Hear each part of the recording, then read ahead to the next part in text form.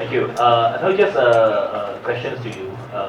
What is your suggestions to change this? I mean, you mentioned more apportionment in terms of number of voters in each constituency within the state.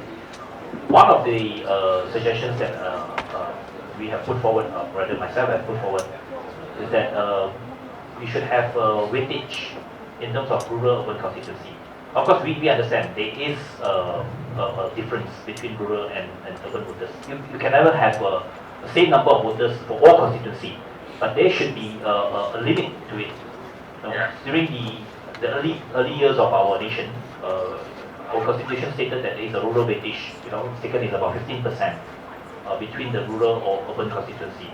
But right now, there was only a very general guideline in SPR to define urban, semi-urban and rural areas. If I'm not mistaken, in Semenanjung is that urban seats is 60,000 above, semi-urban is 40 to 60,000, and rural is below 40,000. But that is just a general guideline. You will see that certain urban areas have even 100,000. My constituency will be about 80,000 by next election. And the rural constituency is about probably 40,000. That is equivalent to 1 to 2. Would you agree that we put a weightage? Yeah, the question is how much weightage? Yeah, I mean the question is how much, of course. Now this is a question not just unique to Malaysia itself. I can cite the example of United Kingdom.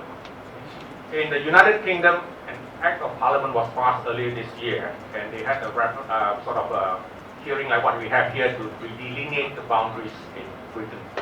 In Britain, there are islands off the mainland UK, so like in the Hebrides or in the Channel Islands.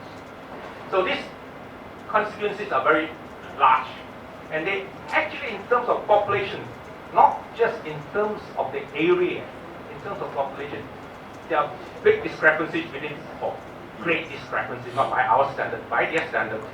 Now I'll give you an example.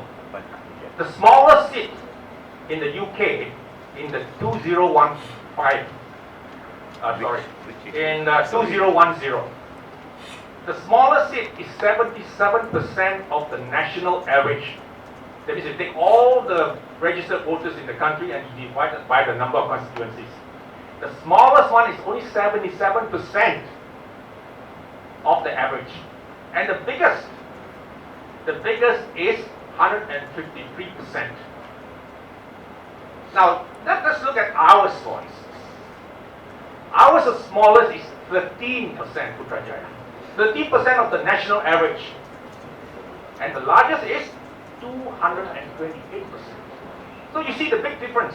No, I don't say that we can have absolutely the same number of voters in every constituency.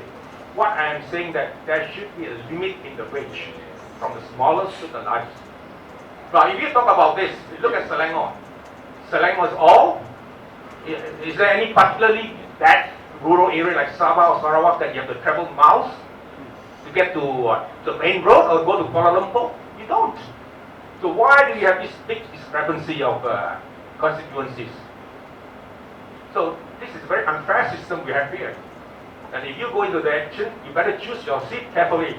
You will choose one of the big numbers, so you have a chance. Are you in the opposition? Then